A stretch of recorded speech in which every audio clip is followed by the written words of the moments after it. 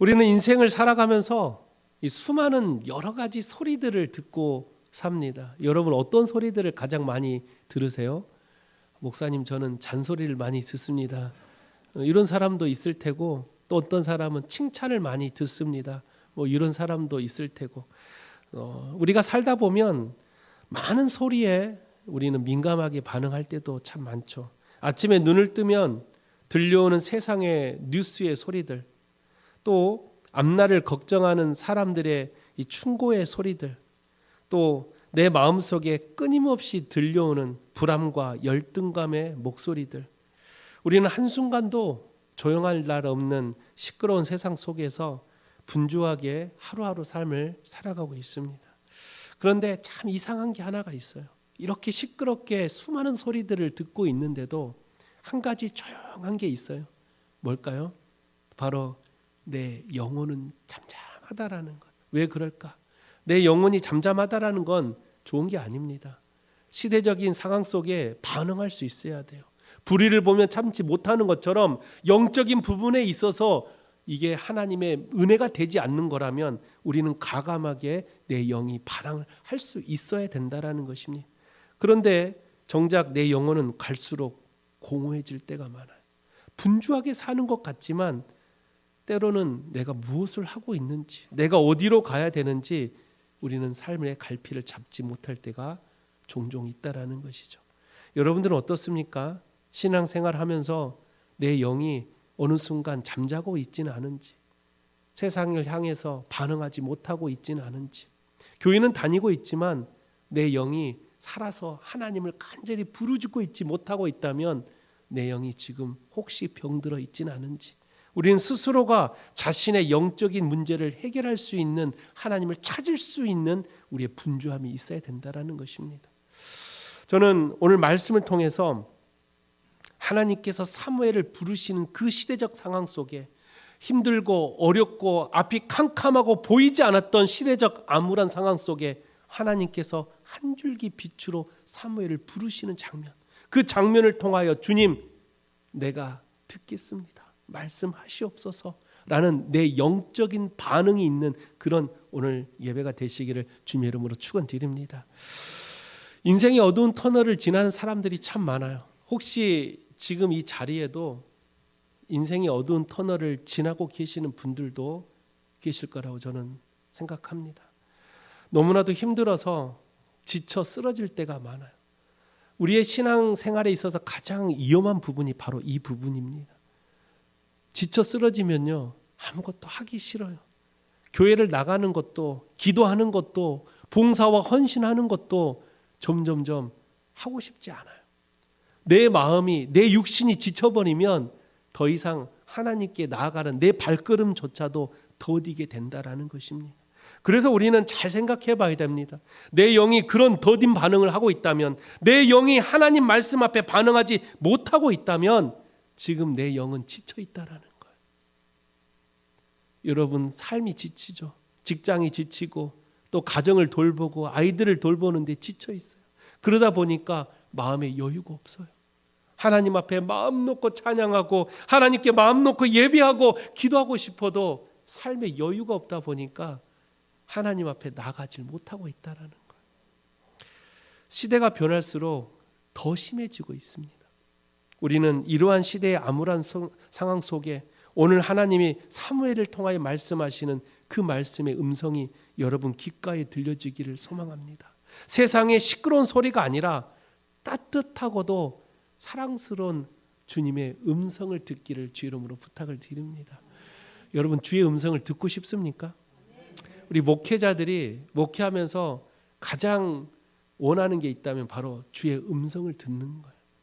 예전에 목사님들은 설교를 준비할 때, 요즘은 컴퓨터로 준비하고 책을 보고 여러 가지 신앙의 서적들을 보지만 예전에 선지자들은 어떻게 설교를 했어요? 광야에서 하나님 말씀을 선포할 때 그 당시 컴퓨터가 어디 있습니까? 책이 어디 있어요? 하나님의 계시를 받아서 말씀을 선포해요. 오늘날 우리 목회자들도 가장 좋은 설교는 하나님의 말씀을 받아 그대로 선포하는 거예요. 시대의 눈치를 보지 않고 교회 눈치 보지 않고 성도들의 눈치 보지 않고 하나님 말씀을 받아 강력하게 선포하는 그런 말씀을 선포하는 목회자가 돼야 된다라는 것이죠. 그래서 우리 목회자들이 끊임없이 기도합니다. 주여, 주의 음성을 하나님 내게 들려주시옵소서. 그래서 어떤 목사님은 그렇게 말을 해요. 주의 음성을 들을 수 있는 방법이 있다. 그게 뭡니까? 40일 금식 기도를 해라. 그런데 목사님, 주의 음성 듣기 전에 먼저 주님 만날 것 같아요. 실제로 40일 금식 기도해서 주의 음성을 들었다라는 많은 사람들의 간증이 있어요. 저도 그걸 알기 때문에 주의 음성을 듣고자 금식 기도를 여러 번 해봤지만 40일은 도저히 못하겠더라고. 그래도 하나님 앞에 주여 음성을 들려주시옵소서. 제가 미국에서 공부할 때 선택의 기로, 인생의 가장 중요한 선택의 기로에 서게 됐죠. 한국을 가야 되는지 미국에 남아야 되는지. 그래서 제가 어떻게 했다 그랬어요? 기도원에 가서 2주 동안 기도합니다. 주여 아버지. 그렇게 기도했는데도 하나님 음성이 들리지 않더라고요. 저는 가끔 그런 생각을 해요. 어떤 선택의 기로에 서 있을 때 하나님이 귓가에 와서 오른쪽으로 가라. 그러면 그냥 목숨 걸고 순종할 텐데 그런 음성이 잘 들리지가 않아요. 열심히 기도하고 하나님께 울면서 기도해도 하나님 음성이 잘 들리지가 않아. 그런데 그건 착각이었어요. 하나님은 수십 번 수백 번 말씀하셨다라는 거예요. 지금도 하나님은 우리 귓가에 주의 음성이 들려지고 있는데 우리가 그걸 듣지 못하고 있다라는 거예요. 하나님의 음성을 우리에게 어떻게 들려주시냐? 말씀으로, 찬양으로, 수많은 사람들의 우리를 향한 칭찬과 격려의 위로의 소리로 하나님이 말씀하셨다라는 거예요. 그런데 지금도 우리는 그 소리를 듣지 못하고 늘 하나님 주의 음성 듣게 해주시옵소서라고 우리는 그렇게 기도하고 있다라는 거예요. 여러분 신앙생활하면서 여러분들도 하나님의 음성을 많이 들었습니다. 할렐루야. 그 하나님의 음성을 들었음에도 불구하고 아직도 우리는 주여 내게 말씀해 달라고 우리는 그렇게 기도하고 있다라는 거예요. 하나님은 여러분에게 이미 말씀하셨어요. 말씀을 통해서 여러분들에게 이미 하나님 말씀하셨다라는 거예요. 근데 순종하지 않아요. 내 고집, 내 아집으로 아직도 우리는 하나님 말씀에 순종하지 않으면서 내가 필요한 음성을 들려달라고, 내가 이 문제를 해결할 수 있는 음성을 들려달라고 우리는 그렇게 이기적인 기도만 하고 있다라는 거예요. 하나님은 이미 우리에게 말씀하셨는데 더 낮아지라고, 더 겸손하라고, 더 먼저 손을 내밀으라고 하나님은 이미 말씀하셨는데 우리는 아직도 그 말씀에 순종하지 않으면서 주님 내게 말씀해 주시옵소서 이렇게 우리는 기도하고 있다라는 것입니다. 여러분 우리의 신앙생활 속에 주의 말씀하시는 그 음성을 우리가 영적으로 깨닫기를 주의 이름으로 축원드립니다. 오늘 이 희미한 시대 속에 사무엘에게 하셨던 주의 그 음성, 그때 사무엘은 말씀하시옵소서 주의 종이 듣겠나이다 라고 고백했을 때 비로소 하나님을 만날 수가 있었어요. 그 전까지 하나님은 사무엘을 4번이나 불렀어요. 3번까지는 사무엘이 하나님을 만날 수가 없었어요. 그때까지 사무엘은 하나님이 부르신지도 몰라요. 그게 주의 음성인지도 몰라요. 그래서 엘리를 찾아가고 또 찾아가고 또 찾아갔지만 그제서야 이 음성이 하나님의 음성인지를 깨달을 때 비로소 사무엘이 하나님을 만날 수가 있었다라는 거예요. 우리에게도요 3번이 아니라 수십 번, 수백 번, 수천 번 하나님 우리를 부르셨을 거예요. 그런데 우리는 응답하지 못했죠. 왜요? 삶에 지쳐서, 직장에 지치고, 경제에 지치고, 아이들에게 지치고, 사랑하는 삶을 내가 살고자 세상의 분주함 때문에 지치고, 뭔가 행복해지려고 물질 때문에 지치고, 수많은 것을 잡으려고 노력하고 땀 흘렸지만 돌아오는 것은 내 육신의 지침과 영적인 지침밖에 없었다는. 그러다 보니까 하나님의 음성을 들었음에도 깨닫지 못하고 있었다라는 것. 저는 오늘 말씀을 통해 우리의 영적 무감각으로 잠들었던 우리의 영성이 깨어나고 우리를 부르시는 주님의 사랑 가득한 음성을 인격적으로 만나는 복된 시간이 되시기를 주님의 이름으로 축원드립니다. 우리가 영적 무감각을 깨우고 하나님의 음성에 응답하는 삶을 살기 위해서는 3가지를 기억해야 됩니다. 첫째는 하나님의 등불은 절대로 꺼지지 않는다라는 것을 우리는 잊지 않아야 됩니다. 엘리 제사장은 영적으로 잠이 들었어요. 그래서 하나님의 등불을 지키지 못했습니다. 그러나 우리는 이 하나님의 이 등불은 꺼지지 않는다라는 것을 우리는 깨달아야 돼요. 엘리는 하나님의 등불을 지키지 못했지만 하나님의 등불은 꺼지지 않았어요. 이게 하나님을 우리를 사랑하시는 하나님의 사랑이라는 것입니다. 시편 121편 4절에 보면 이런 말씀이 있어요. 이스라엘을 지키시는 이는 졸지도 아니하시고 주무시지도 아니하시리로다. 아멘. 인생의 밤에 우리가 지쳐 잠들거나 낙심하여 손을 놓고 있을 때에도 하나님은 쉬지 않고 우리 삶의 등불을 지켜주신다라는 것입니다. 하나님은 우리가 하나님을 떠나도요, 하나님은 절대로 우리를 떠나지 않습니다. 우리가 하나님께 기도하지 않아도 하나님은 단 한 번도 쉬지 않고 우리를 위해서 기도하고 계십니다. 우리가 하나님을 배신하고 세상의 우상의 것들을 붙들고 있어도 하나님 우리를 버리지 않고 있다라는 거예요. 그런데도 우리는 자꾸만 하나님 나를 왜 버리십니까? 왜 하나님 내 기도는 응답해 주지 않습니까? 왜 하나님 우리 집에만 이렇게 안 좋은 일만 생깁니까? 내 마음에 왜 이런 어려움을 주십니까? 라고 우리는 불평만 하고 있는 거예요.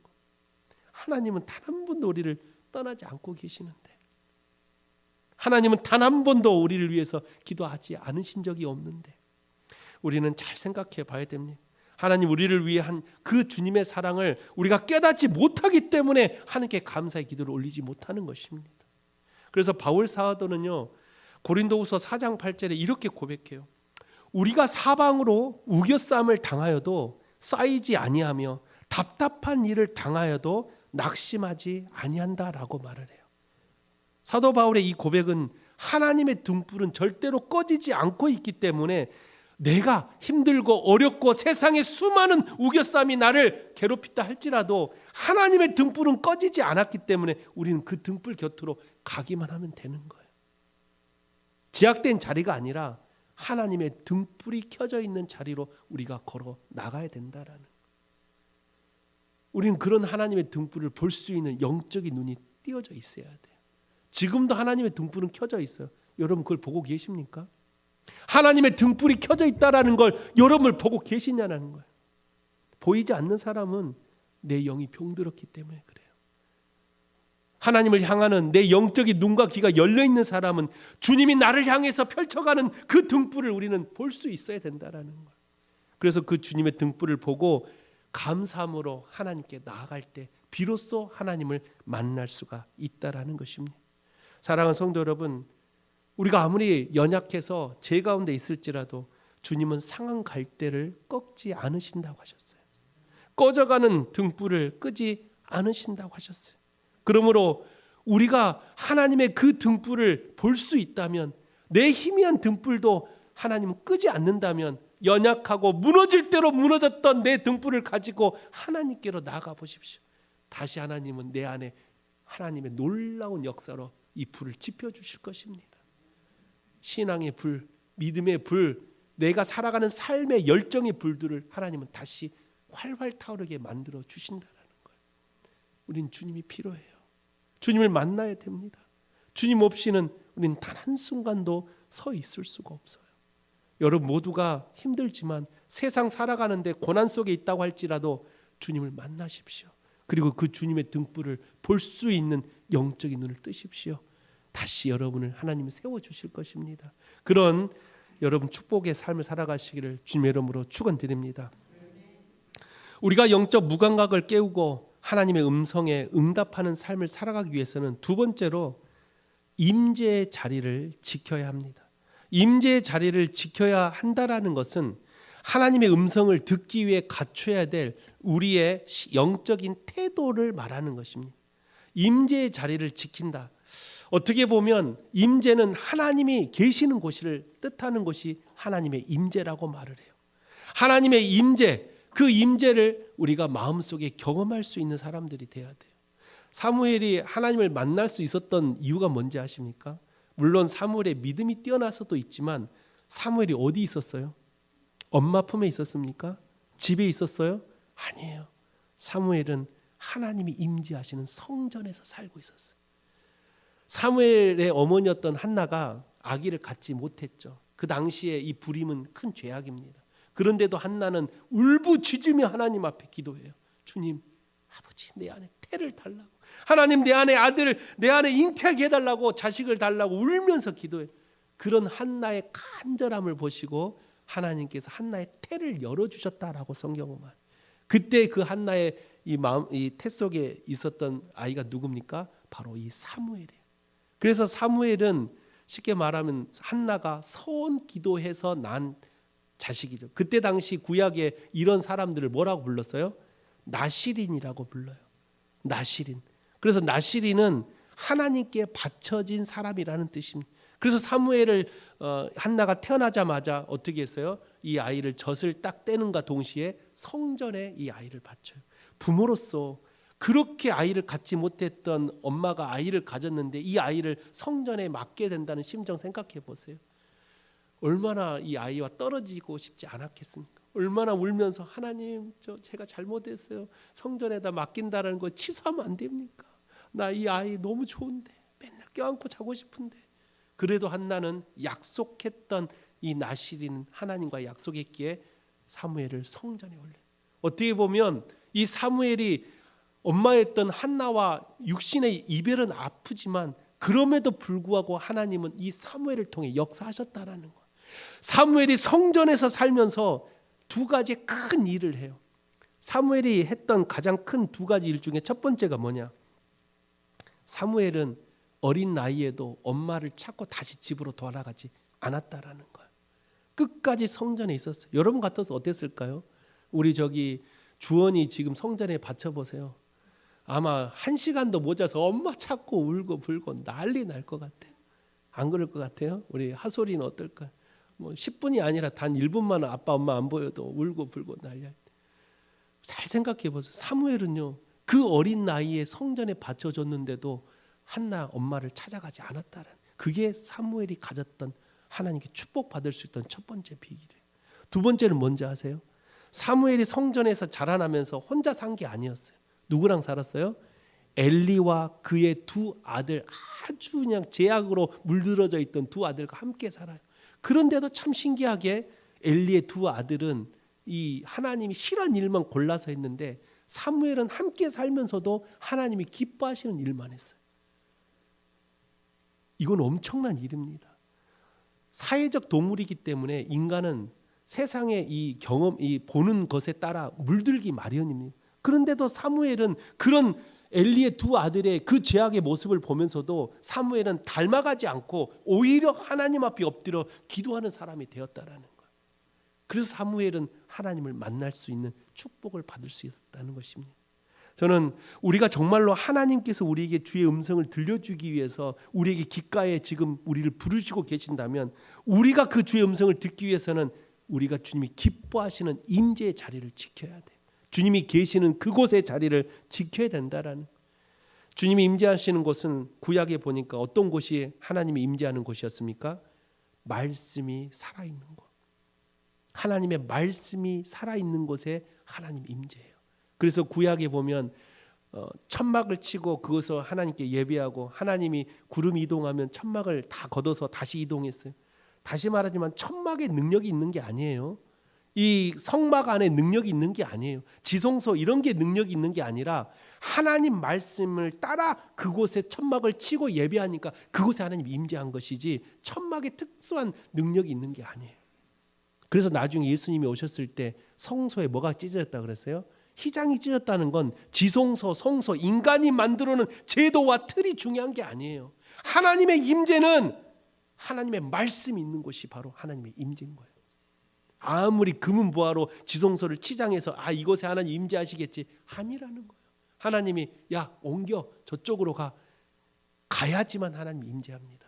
순종해야지만 임재해요.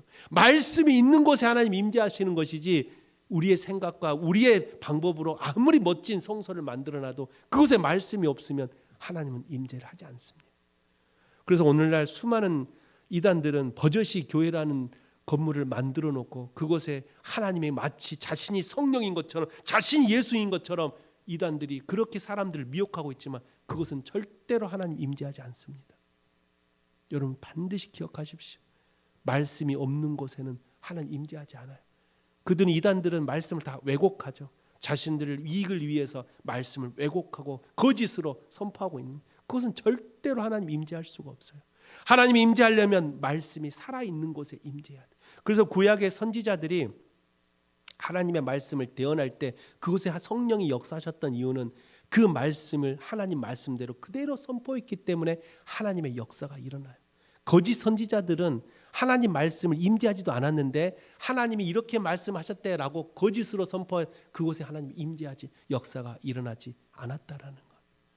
여러분들 임재의 자리를 지킨다라는 건 말씀 있는 자리로 가야 된다라는 거예요. 말씀이 살아있는 곳으로 여러분들 걸어가시기를 부탁을 드립니다.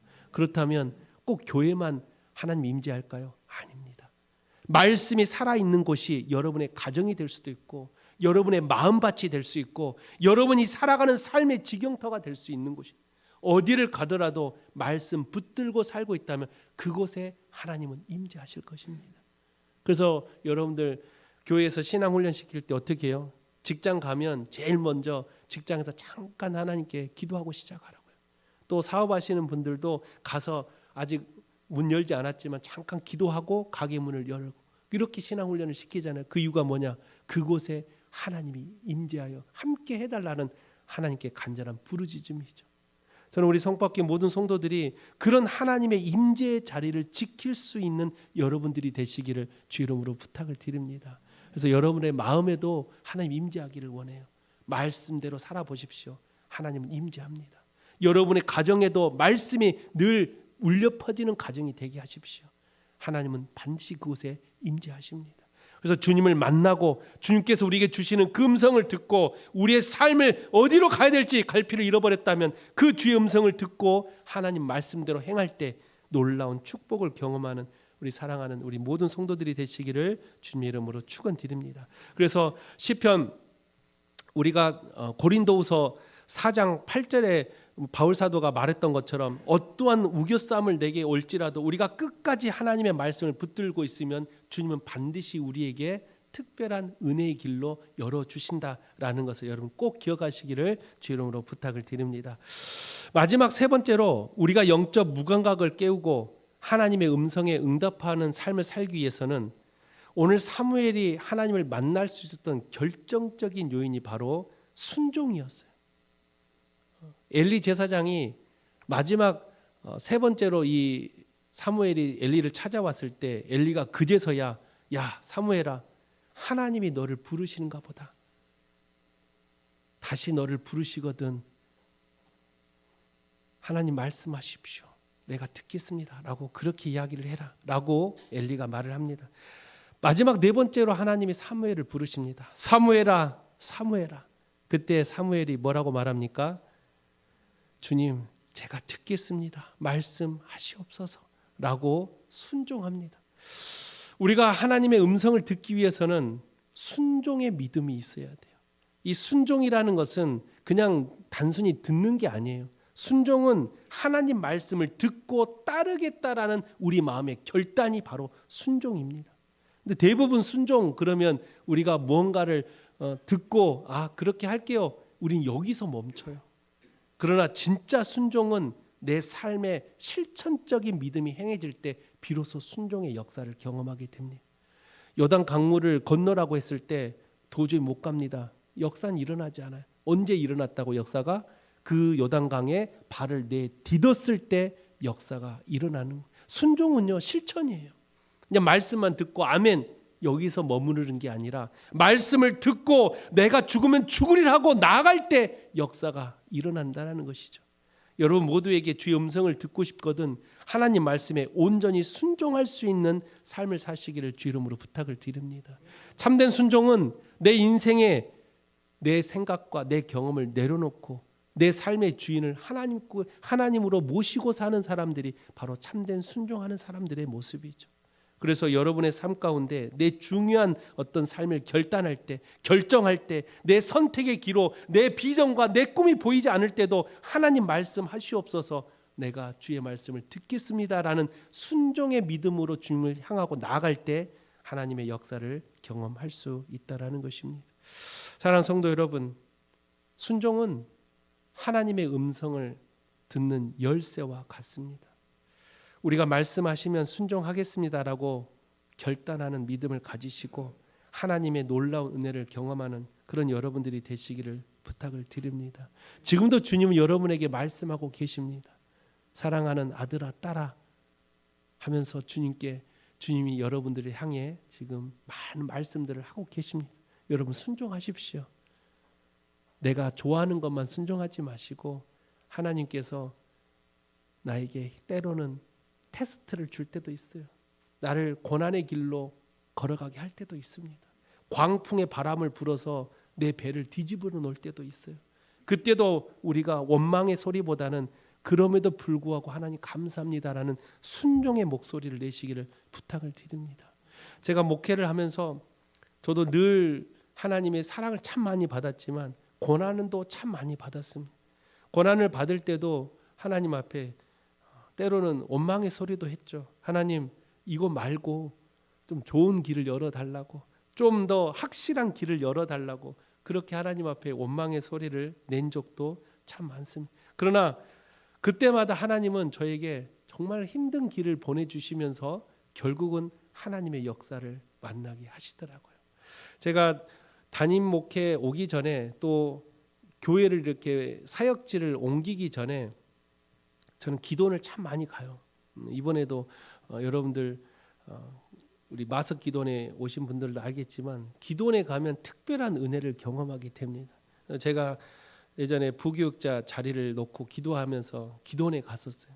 기도원에 가가지고 열심히 기도해서 하나님 좋은 사역지를 내게 주시옵소서라고 이제 기도원에 가서 기도해야지라고 여름에 이제 기도원을 딱 갔는데 해필 내가 간 그날에 기도원에 산사태가 나가지고 이 식당을 이 토사가 다 이렇게 덮쳐버린 거예요. 기도하러 갔는데 기도원 원장님이 여자분인데 혼자 그 기도원을 하려고 하니 얼마나 힘들겠어요. 그래서 저에게 오셔서 그때 제가 한 20대 중후반 됐는데 저한테 여기 토사 좀 치워주세요.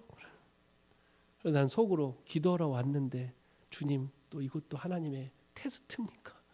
또 열심히 치웠어요. 그랬더니 밥은 공짜로 주더라고. 열심히 밥 먹고 그랬더니 이번에는 기도 원장님이 내가 열심히 순종하니까 새벽에 종을 좀 쳐주세요. 그래서 새벽 제단 하기 전에 30분 전에 먼저 일어나서 줄을 잡고 종을 땡땡 칩니다. 피곤해 죽겠는데. 그리고 이것도 하나님 테스트입니까? 아멘. 열심히 쳤어요. 그랬더니 이번에 우리 원장님이 찬양할 때 PPT 좀 넘겨. 저 지금 여기 손님으로 기도하러 왔어요. 저 여기 직원 아닙니다, 원장님. 저 여기 기도하러 왔습니다. 그래서 기도 원장님 눈에 그 여자분이었는데 좀 도와주세요. 그래서 앉아서 또 PPT 넘기면서 그렇게 일주일 하다가 내려왔어요. 근데 놀라운 일이 나죠.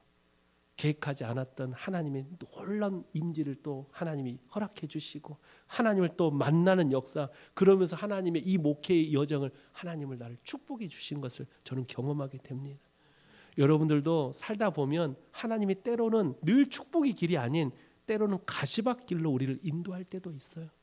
그럼에도 불구하고 순종하십시오. 순종은 내가 원하는 길만 가는 것이 아니라 하나님 말씀하시옵소서 내가 듣겠습니다. 그 길이 설사 가시밭길일지라도 내가 걸어가겠습니다. 이 순종의 고백을 하는 사람에게 주의 음성을 들을 수 있는 놀라운 축복을 경험한다라는 것이죠. 그런 모든 축복을 경험하는 여러분 되시길 주님의 이름으로 축원드립니다. 말씀을 마칩니다. 인생의 밤이 깊어 아무것도 보이지 않고 들리지 않는다고 낙심하지 마십시오. 우리의 인생 속에 하나님은 단 한 번도 우리를 버리신 적이 없습니다. 가장 가까운 곳에서 지금도 여러분의 이름을 부르시고 계시는 주의 음성을 듣기를 주의 이름으로 축원드립니다. 영적인 눈과 귀를 열고 하나님의 등불을 바라보십시오. 그 등불을 끝까지 붙들고 바라보는 사람들에게는 반드시 하나님은 우리에게 놀라운 역사를 경험케 하실 것입니다. 오늘 사무엘처럼 주님 말씀하시옵소서 내가 듣겠습니다 라는 하나님의 금성에 오늘 또 반응할 수 있는 우리 살아가는 모든 성도들이 되시기를 주의 이름으로 간절히 축원합니다. 기도하겠습니다. 거룩하신 하나님 아버지, 우리의 영이 혹시 병들어서 주의 음성을 듣지 못하고는 있지는 않습니까? 우리가 영적으로 무감각에 빠져서 하나님의 말씀을 순종하지 못하고 있지는 않습니까? 주님, 우리의 연약함을 용서하여 주시옵소서. 우리 사랑하는 송파교회 모든 성도들 마음속에 주의 음성을 들려주시옵소서. 그리고 영적인 눈과 귀를 열어 그 주의 음성을 듣고 하나님 앞에 순종할 수 있는 믿음의 역사를 더하여 주시옵소서. 하나님의 등불은 절대로 꺼지지 않는다고 하셨사오니 아무리 힘들고 아무리 세상에 암흑 같은 어두운 터널을 내가 걷고 있다 할지라도 하나님의 등불은 절대로 꺼지지 않사오니 그 등불을 바라보고 내가 걸어갈 수 있도록 주님 우리에게 특별한 은혜를 부어 주시옵소서. 우리 귀한 성도들 모두에게 그런 하나님의 음성을 듣고 오늘도 그 자리에서 다시 일어나 하나님과 함께 멋지게 승리할 수 있는 복된 성도들이 되기를 간절히 바라오며 살아계신 예수 그리스도의 이름으로 감사하며 기도하옵나이다. 아멘.